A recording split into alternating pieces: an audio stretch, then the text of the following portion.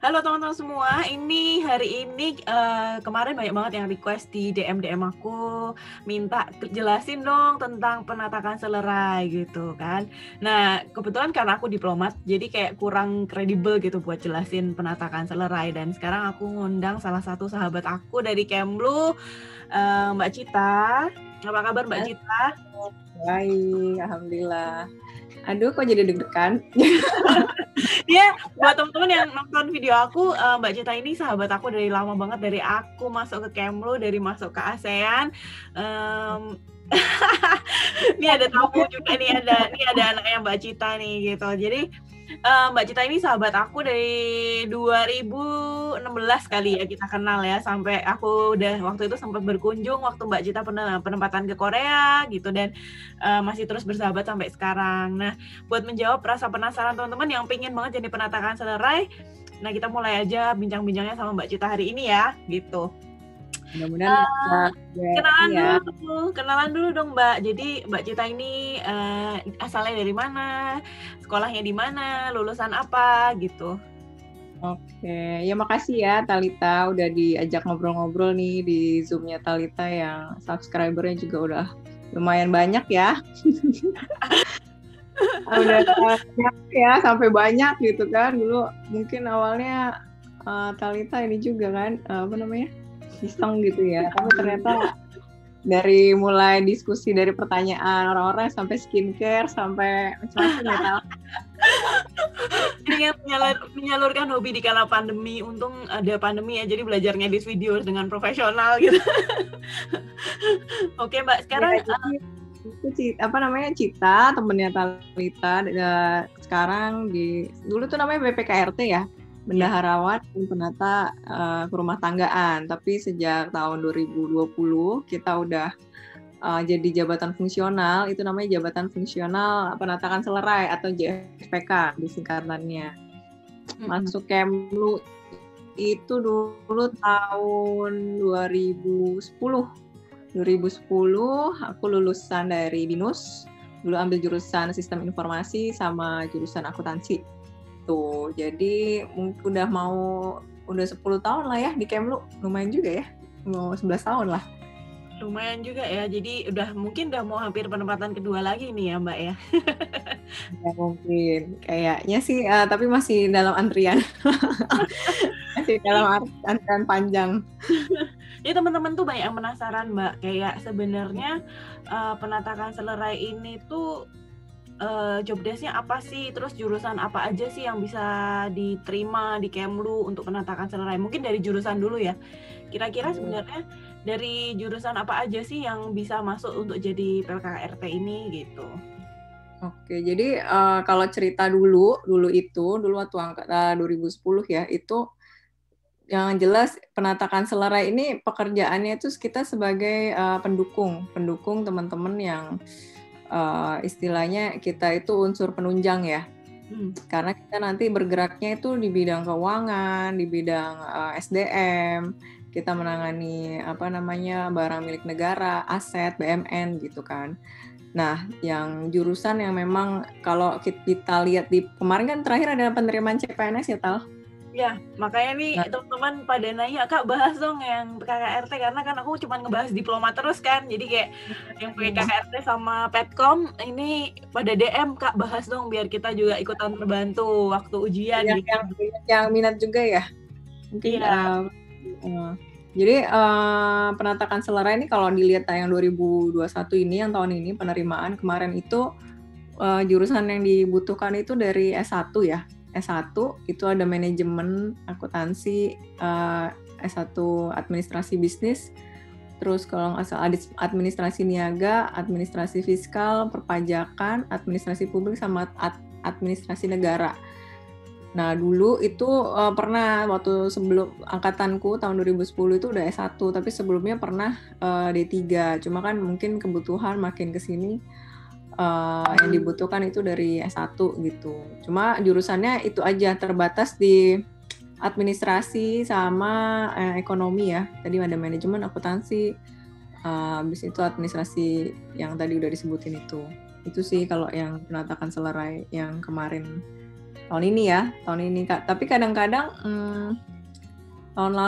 beberapa tahun lalu juga mungkin nggak administrasi nggak selengkap yang tadi juga, cuma yang pasti itu dari akuntansi, ekonomi sama manajemen yang biasanya di persyaratan S1-nya itu untuk JFPK dari situ gitu. Kalau special skill misalnya Kak, teman-teman tuh sering nanya special skill yang diperluin apa sih? Kalau yang aku tahu ini ya penguasaan Excel ya, karena akan sangat berkutat sama Excel gitu. Sebenarnya kalau itu semua kayaknya kayak Excel, PowerPoint itu kayaknya sekarang kayaknya mana sih yang itu gitu ya, istilahnya diplomat juga kita pakai gitu kan. Terus kita juga karena memang kita banyak berhubungan dengan anggaran, keuangan gitu-gitu sih udah pasti memang iya. Tapi itu kan yang penting kebutuhannya memang dasar lah ya gitu. Tapi kalau memang kita belajar itu bisa berkembang sejalan dengan waktu gitu kan. Cuma sih dari tes awal sih ya pokoknya cuma persyaratan itu udah. Tapi zaman sekarang kayaknya udah harus menguasai sih ya minimal lah Word, Excel sama si PowerPoint itu gitu. Kan anak TK aja tadi udah pinter main Zoom ya. Anak kita juga udah Zoom terus ya online gitu kan, jadi kayaknya udah buka PDF itu juga udah gini gitu. Sama yang sering ditanyain lagi ke aku itu ini Mbak, kayak misalnya petugas keuangan ini bakal penempatan ke luar negeri nggak sih? Tadi udah kita sempat bahas dikit ya sebenarnya bakal ke luar negeri apa enggak, cuman biar jelas aja. Penata keuangan ini ke luar negeri nggak sih? Itu juga ditanyain. Ya, jadi nggak tahu Talita udah pernah bahas sebelumnya. Jadi kalau di Kementerian Luar Negeri itu kan ada 3 ya, ada 3 jabatan yang ditempatkan di luar negeri atau pejabat dinas luar negeri. Kalau disingkat PDLN itu ada 3. Pertama diplomat, kedua ini JFPK, yang ketiga itu PID atau nyebutnya apa sih kalau si Talita? Pokoknya si PID Petkom ya. Sekarang namanya PID Pranata Informasi Diplomatik gitu kan. Karena sekarang kayak diplomat juga kan sebutannya itu apa sih kalau jabatan diplomatiknya? Jabatan fungsionalnya DIP ya? Fungsional gitu. Diplomat.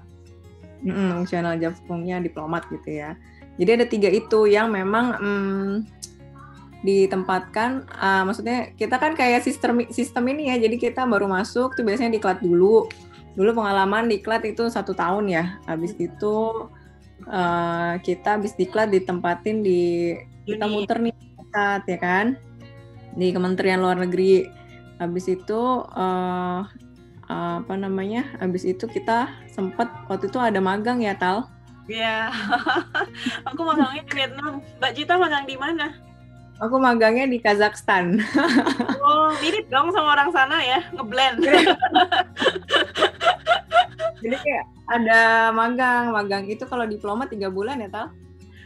Sayang sekali waktu aku itu kita udah pemotongan anggaran, jadi cuman sebulan gitu. Terus bahkan kan makin ke belakang kayak makin sedikit pilihan negaranya kan, karena keterbatasan anggaran. Ya benar, itu tergantung anggaran ya, apalagi sekarang mungkin negara juga lagi susah ya. Gitu. Dulu sih dulu kita dan tergantung ini juga kayaknya angkatan ya. Waktu itu angkatanku BPKRT atau JFPK ini cuma 27 orang. Jadi itu banyak, Mbak. Angkatan aku cuma 10. Dikit banget dong. Ya 27 orang dan waktu itu magang semua gitu, dan waktu itu lamanya kalau nggak salah 2 bulan. Aku ke mana? Ke Kazakhstan tuh di Astana ya, lumayan lah ya pengalamannya untuk orang mungkin pertama ini di mana Astana gitu kan, kayaknya mau liburan ke sana juga nggak kepikiran gitu. Cuma alhamdulillah sih. Buat teman-teman yang nggak tahu Kazakhstan tuh di mana, mungkin tahu salah satu figur yang lumayan terkenal di YouTube itu ada Dimash, penyanyi dari Kazakhstan itu terkenal banget. Jadi, Dimash itu asalnya dari Kazakhstan gitu. Sama kemarin ada siapa sih itu? Siapa tuh tahu yang selebgram Kazakhstan, ada cewek gitu. Dan sekarang lagi di-engage terus sama KBRI Astana. Sekarang bukan Astana, namanya Nur Sultan ya. Nur Sultan. Jadi ada juga, tapi aku lupa namanya. Itulah ya. Sekarang diplomasinya udah kuat banget. Terus ini kan CPNS 2021, mungkin agak sedikit berbeda dengan zamannya Mbak dulu ya. Dulu apakah udah pakai CAT-an gitu sih Mbak? Apa tuh? Oh, Computer Assisted Test. Kalau di 5 tahun. Iya. Dulu kita pakai Google ya. Oh, kalau zaman dulu, kalau sekarang ini kan mereka pakai sistemnya dari BKN itu ada namanya CAT, Computer Assisted Test. Jadi ada tes kemampuan dasar, tes kemampuan bidang, sama nanti kalau di Kemlu ada tes bahasa, terus ada tes kesehatan, terus yang terakhir ada interview sama dubes dan beberapa diplomat senior dari Kemlu. Nah, kalau di PKKRT itu apakah tahapannya sama dengan diplomat gitu? Kalau jadi kemarin sempat juga baca-baca waktu persyaratan ya yang 2021. Kalau dilihat sih sama Tal. Jadi si untuk diplomat JFPK sama PID itu sama tahapan seleksinya. Ada pertama kan pasti seleksi administrasi tuh ya, berkas-berkas kita. Habis itu seleksi kompetensi dasar yang pakai sama nih CAT, BKN juga. Terus habis itu seleksi kompetensi bidang. Itu ya ada tes kesehatan fisik sama psikis, habis itu ada tes substansi jabatan, itu juga pakai CAT BKN, terus habis itu tahapannya tes kemampuan bahasa asing. Setelah terakhir nih gongnya yaitu tes esai sama wawancara. Nah, teman-teman tuh sering nanya kayak gini, Mbak. Kalau diplomat kan jelas. Aku tuh sering bilang bahwa kalau kamu diplomat, kamu belajar calon diplomat ya. Kalau kamu calon diplomat, kamu itu belajar dari PPTM gitu. Jadi PPTM itu udah jelas materi yang akan keluar nanti waktu ujian kan. Apa kata Menlu gitu kan. Terus, nah kalau PKKRT ini mereka kebingungan harus belajar apa karena kan keuangan, penata keuangan, terus job desk-nya apa, itu soal-soalnya gimana gitu. Mereka kesulitan nyari bahan untuk belajar kemampuan bidang. Jadi kalau inget dulu ya, kalau tesnya tes pengetahuan dasar tuh ya Kak, sama sih kayak tes ada, maksudnya nggak terlalu si umum lah gitu kalau yang awal ya, tes tes kompetensi dasar. Nah, yang tes substansi jabatan itu juga mungkin teman-teman bisa belajar dari PMK itu peraturan Menteri Keuangan. Jadi sebenarnya aturan-aturan dasar tentang perbendaharaan, tentang barang milik negara gitu, dan itu memang harus belajar sih kita. Jadi itu kan semua si peraturan-peraturan itu kita bisa download ya di di internet, bisa dari bisa dari email websitenya Kemq, itu dia di situ ada peraturan-peraturan. Nah, itu peraturan-peraturan dasar perbendaharaan tentang anggaran gitu. Biasanya sih itu sih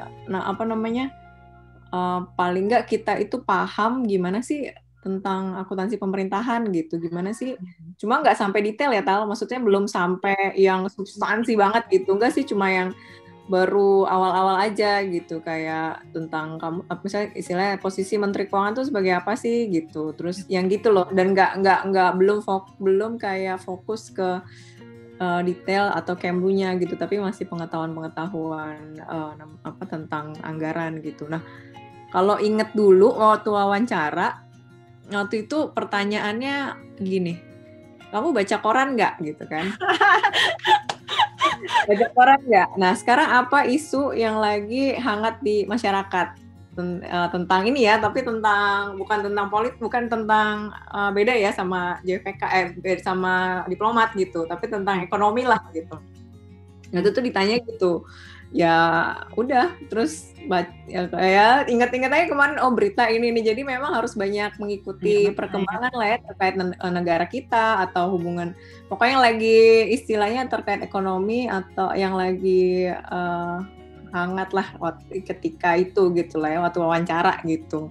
Cuma kan beda-beda ya Tal ya, itu kan tergantung wawancara gitu kan. Pertama kayak dan itu juga waktu itu diwawancara juga sama salah satu, ada duta besar juga, ada waktu itu juga kepala Kapuskom, Kapuskom juga ada, sama pokoknya ada pejabat eselon 2-nya, habis itu ada pembina, dulu sih ada pembina BPKRT dari Pusdiklat, cuma sekarang Ya itu pun juga itu ya, setiap hari kan beda-beda tuh kita di ininya, tapi ya antara itulah ada pejabatnya sama ada yang senior diplomatnya gitu. Tuh jawabanmu tuh mencerahkan sekali loh, Mbak. Aku aja tuh nggak tahu PKKRT itu kalau suruh belajar dari mana ya gitu. Makanya aku beneran kayak mesti nanya deh, karena aku sendiri aja tuh nggak tahu kalau seorang PKKRT itu bahan belajarnya dari mana sih gitu.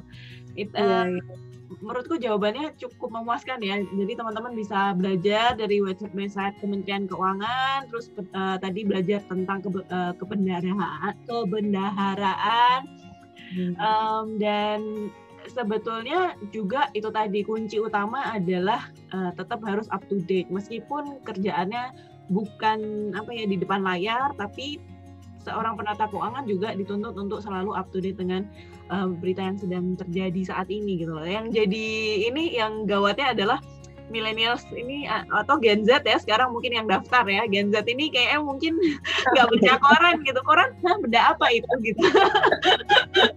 Selain buka Instagram dan TikTok mungkin agak-agak buka Kompas gitu. Jadi ya memang gitu ya, mau nggak mau sih ya, karena memang kita walaupun kalau dilihat pekerjaannya kita pekerjaan di bawah di belakang meja gitu ya jadinya, tapi tetap harus mengikuti karena kan kayak dulu contohnya di perwakilan gitu ya, yang teman-teman diplomat nih mereka memikirkan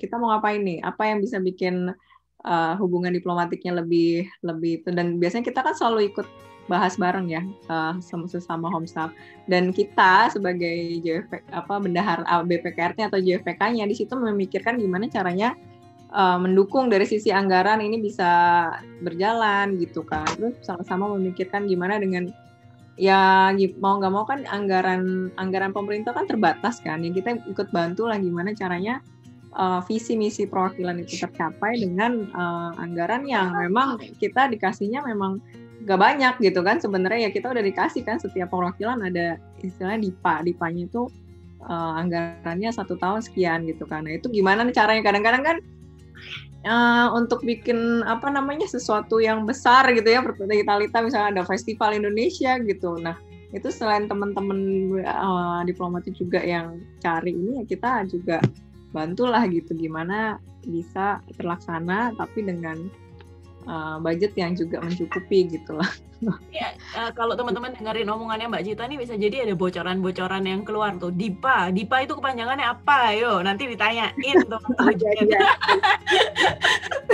Gitu. Jadi menarik banget bahasannya dan gimana? Kalau buat saya yang mungkin fresh graduate gitu ya, dulu kan nggak pernah belajar sih, memang beda gitu dari yang kita pelajarin di kuliah tentang akuntansi gitu, memang lumayan berbeda sama akuntansi pemerintahan gitu. Jadi ya istilah-istilah yang umum itu sih memang harus dipelajari lah khusus ya untuk bisa ikut tes seleksinya gitu. Ya. Dan istilahnya tuh memang harus ada effortnya gitu. Jadi benar-benar emang kamu harus belajar, kamu harus benar-benar mempersiapkan. Nggak bisa kayak sistem kebut semalam gitu. Itu beruntung banget kalau kamu benar-benar bisa SKB dan tiba-tiba lolos gitu. Kok SKB sih, SKS sistem gitu. Jadi dan kalau aku ngeliat sebenarnya lihat nggak sih ada tendensi bahwa PKKRT kebanyakan perempuan, bener nggak sih? Sekarang ya apa? Sekarang 50-50. Ya hampir 50-50 kayaknya. Paling bedanya kayak 45-55 gitu. Dan katanya sekarang lebih cenderung lebih banyak perempuan daripada laki-laki untuk diplomat ya. Ternyata profesi ini juga mulai dikuasai oleh wanita. Padahal kan ini men's world ya. Kalau PKKRT gimana? Apakah banyak orang lain? Ya sama cewek. Jadi kalau angkatan setelahku itu dari 10, 9 cewek, 1 cowok.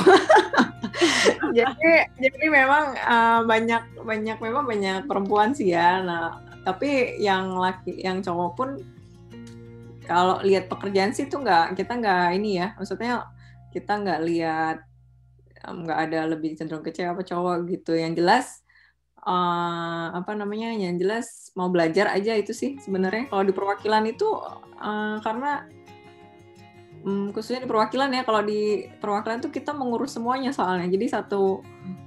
Jadi JFPK itu cuma satu di perwakilan, atau ada beberapa perwakilan besar yang 2 atau 3. Dua. Untuk yang perwakilan yang besar ya dan cukup sibuk, itu kayak kemarin di Seoul itu ada 2. Tapi untuk perwakilan-perwakilan yang nggak seberapa besar atau nggak itu cuma 1, dan itu cukup kompleks gitu, apa namanya, tugas dan job desk-nya lah gitu, dari mulai ngurusin SDM, staff, ngurusin kepegawaian, ngurusin aset kantor, tentang BMN, ngurusin keuangan juga gitu. Nah itu jadi kalau kita belajar juga atau penyesuaian yang nggak cepat, mungkin ya dituntut lah kita bisa dan tentu, dan kalau bisa bahasa sih lebih ini lagi ya, maksudnya bahasa asing selain bahasa Inggris sih, bahasa Inggris sudah pasti ya, cuma kalau memang bisa ini sih itu lebih baik lagi, karena counterpart kita di negara-negara itu juga orang-orang setempat gitu kan. Jadi ini annyeonghaseyo, annyeonghasimnika gitu ya, nggak bisa ya?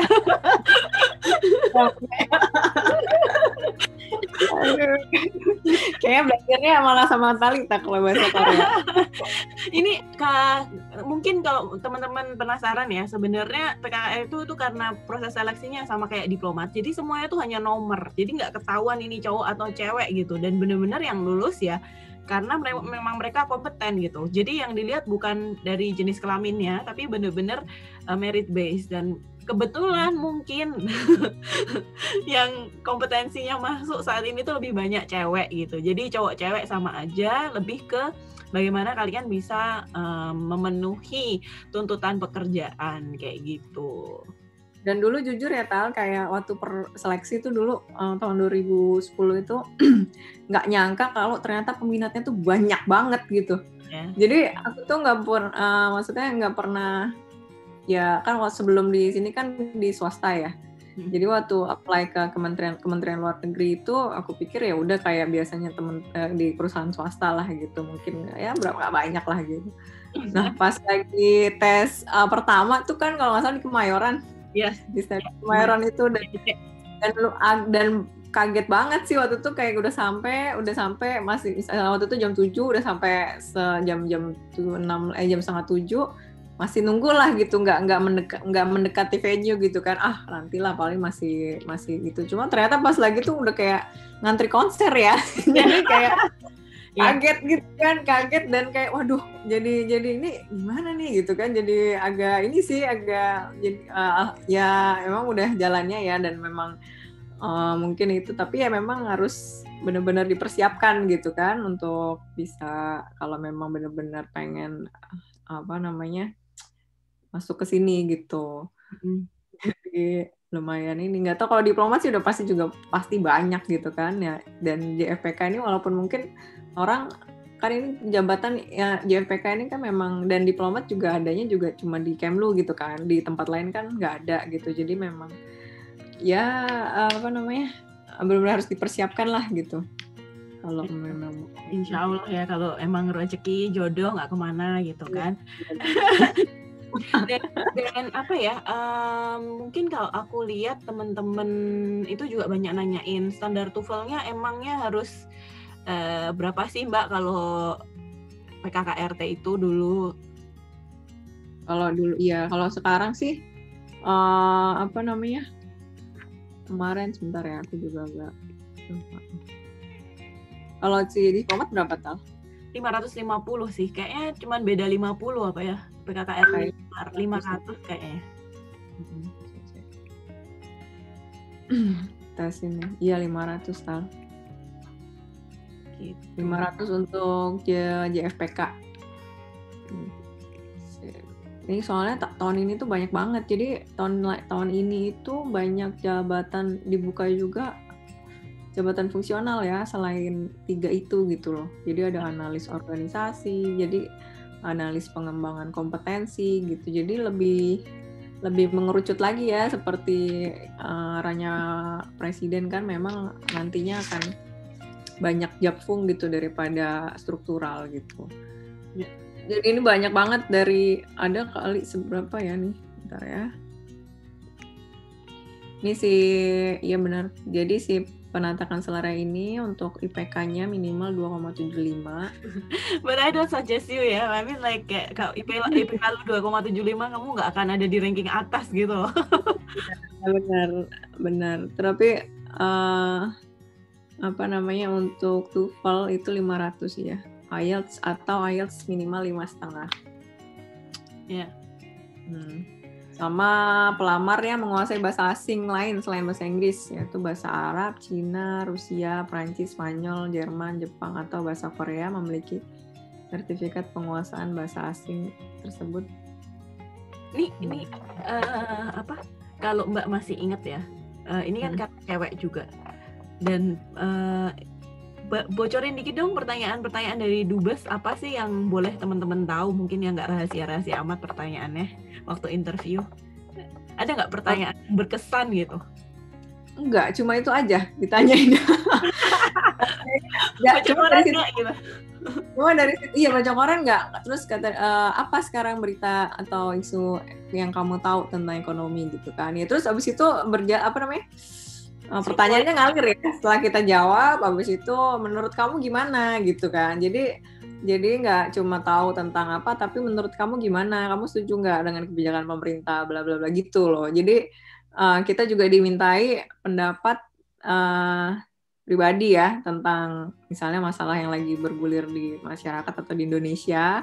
Terus pendapat kita gimana? Tapi mungkin nggak terbatas di Indonesia ya, mungkin Indonesia dan mungkin saat ini misalnya Indonesia dengan perekonomian Indonesia sama China atau gimana gitu kan. Jadi ya mungkin diikuti terus gitu ininya, apa namanya, karena kalau wawancara sih kayaknya nggak banyak pertanyaan. Nggak tahu deh kalau di waktu dulu Talita gimana.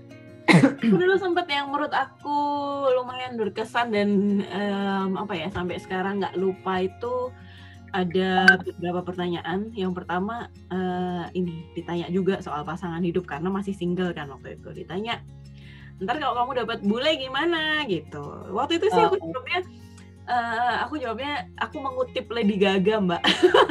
Ketawa juga nggak sih itu, lu interview orang dia ngutip Lady Gaga gitu.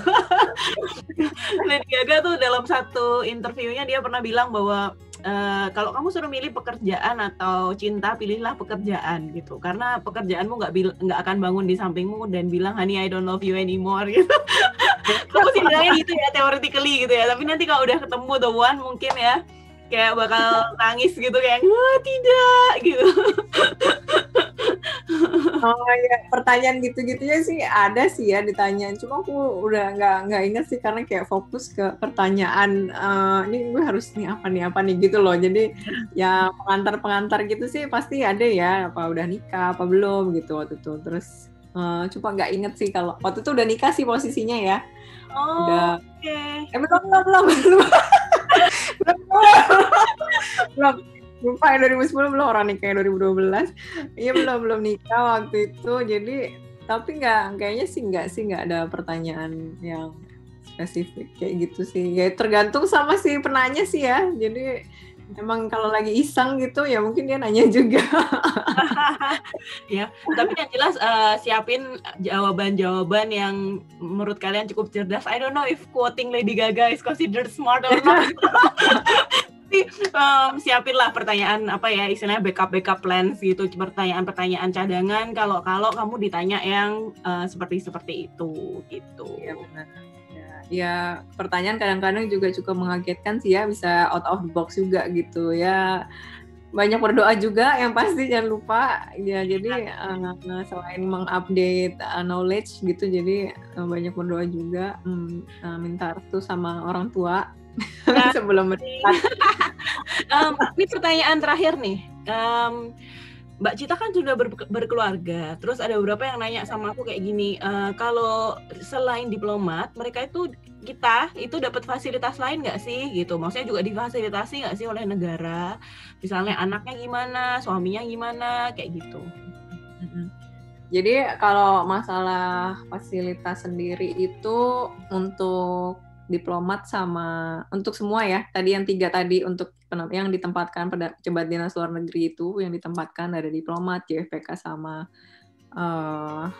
Petkom itu semuanya perlakuannya sama. Jadi ada untuk suami atau pasangan, istri atau suaminya ikut itu ada tunjangan istri, tunjangan spouse lah ya, tunjangan spouse, sama tunjangan untuk anak 2 orang, anaknya untuk 2 orang ya. Kalau anaknya masih di bawah 25 tahun, maksimal 25 tahun anaknya yang dapat tunjangan gitu. Untuk sekolah sendiri sekolah itu kita dapat bantuan biaya pendidikan anak namanya. Itu sama juga buat semuanya, buat 3 jabatan tadi. Itu juga ada tersendiri peraturan yang mengatur itu. Jadi setiap negara ada kita tuh dibantu tapi nggak full ya. Kadang-kadang kayak kemarin di Korea tuh terbilang cukup mahal untuk pendidikan anak gitu. Jadi bantuan yang diberikan itu juga masih istilahnya ada nomboknya lah gitu ya, terutama kan juga kalau anaknya lebih dari 2 gitu, jadi ya udah pasti banyak nomboknya gitu loh. Buat teman-teman yang mungkin pernah nonton video aku yang sebelumnya, ada interview aku sama Mas Bukin tuh anaknya 6. Oh ya, iya sama di tempatku dulu juga ada yang anaknya 6. Gila, itu kalau anaknya 6 nih gimana? Ya itu, tapi mungkin kadang-kadang ada pilihan kayak kemarin itu untuk sekolah yang mahal itu kan biasanya sekolah internasional jadi yang bahasa pengantar sekolahnya bahasa Inggris gitu. Cuma kalau untuk sekolah Koreanya sih gratis ya, cuma ya bahasa pengantarnya bahasa Korea gitu. Ada sih beberapa staff yang menyekolahkan anaknya di sekolah Korea atas kemauan anaknya juga sih waktu itu gitu. Jadi ya cukup nggak bayar, bahkan gratis gitu untuk sekolah Korea gitu. Gimana mau pindah ke Korea? Nah untuk tempat tinggal sendiri udah jelasin mungkin ya di sebelum video sebelumnya udah pernah cerita. Aku sih sebenarnya nggak pernah bahas terlalu dalam untuk tempat tinggal, tapi aku sempat jawab kayak ya kita ada diberi tempat tinggal. Kalau aku tinggalnya saat ini di apartemen, tapi aku nggak pernah bahas detail soal kalau Mbak kan berbeda ya. Kalau di Korea ternyata ada compound kayak gitu. Boleh Mbak jelasin lebih dalam tentang itu gitu? Ya jadi untuk tapi nggak banyak sih atau mungkin cuma Korea sama Singapura sih setauku yang memang staff KBRI-nya untuk home staff itu ada jadi ada compound ya. Jadi kalau di Korea bentuknya apartemen khusus home staff. Di situ sangat lebih dari cukup lah waktu itu untuk aku yang bawa anak 2 gitu ya. Dan Korea juga bisa bawa bisa bawa ART gitu, karena ada banyak negara, ada negara juga yang nggak diperbolehkan bawa ART gitu. Jadi kalau satu lagi Singapura tapi bentuknya kayak bukan apartemen. Kalau kita kan kalau apartemen tuh di Seoul tuh apartemen bertingkat-tingkat gitu. Nah kalau di Singapura itu bentuknya kayak perumahan lah gitu. Cuma untuk staf KBRI ya kalau kayak Talita di Turki itu, atau kebanyakan lagi sebagian besar sih cari tempat tinggal bisa rumah atau apartemen gitu sih, tergantung negaranya ya biasanya. Kalau di Turki rumah udah mahal sih Mbak, dan jauh dari kota biasanya gitu. Jadi kalau mau dekat dengan KJRI di sini itu biasanya sewa rumah, itu pun bisanya yang agak tua gitu. Tapi nggak apa, bersyukur masih dalam kondisi yang dilindungi Tuhan, masih dalam kondisi sehat. Jadi apapun yang ada saat ini disyukuri, itu aja. Karena yang memang iya sih, yang penting bersyukur sih, itu udah paling dalam menjalani hidup ya. Jadi nggak lihat ke atas terus gitu loh. Karena kan kita bisa bahagianya ya karena bersyukur gitu kan. Kalau mau lihat kurangnya ya banyak sih kurangnya gitu. Cuma ya. Itu tapi ini sih wajar, di semua pekerjaan, di semua organisasi itu pasti ada kelebihan, ada kekurangan. Kasarannya ikut usaha orang tua sendiri pun pasti ada kelebihan, ada kekurangan juga, dan belum tentu sesuai dengan apa yang kita inginkan, idealisme kita gitu. Tapi Yang jelas adalah satu bersyukur, yang kedua striving for improvement. Jadi apa yang kita bisa buat lebih baik ya kita lakukan gitu. Sukses sekali, sukses sekali. Apa betul sekali gitu. Gitu. Jadi bincang-bincangnya udah sangat padat berisi dan mengupas tuntas nih kira-kira Pranata Kanselera ya istilahnya sekarang ya. Ini penata Kanselera ini kira-kira apa aja sih udah sampai dalam banget nih dikupas. Jadi buat teman-teman yang penasaran udah dijawab habis gitu. Ini by the way Mbak mau ini nggak boleh di-add Instagramnya nggak? Atau boleh di-follow sosmednya nggak? Nggak boleh. Boleh nggak di lock kok. Kalau ada yang mau tanya gitu kan bisa tanya. Instagramnya apa Mbak? Boleh di-mention, nanti aku kasih stiker di bawah videonya gitu. Ya, Instagramnya Putri_Cita. Putri_Cita sih. Nanti aku cek, tapi nanti di deskripsinya kalian ditambahin ya, Tal. Kalau nanti aku kasih tahu. Nanti waktu ngedit aku tambahin stiker gitu, jadi teman-teman bisa nge-add langsung, yang mau tanya-tanya langsung. Please jangan cuman hai gitu doang nanya gitu. Karena banyak banget yang kayak nge-DM aku tuh cuma hai Kak gitu. Terus aku harus gimana gitu. Hai juga gitu. Ya udah, makasih Mbak buat waktunya. Nanti kapan-kapan ada waktu main lagi ke Istanbul. Amin, pengen banget deh ke sana. Ya di sini cakep, makanannya juga enak-enak, apalagi yang suka makan daging segala macam tuh ada gitu.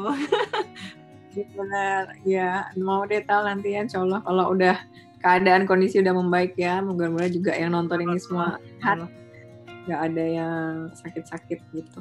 Insya Allah, siap. Oke, sampai di sini dulu video aku kali ini bareng Mbak Cita. Terima kasih udah nonton. Sampai ketemu lagi di video aku yang lain. Terima kasih Mbak Cita dan keluarga, sehat selalu. Dadah.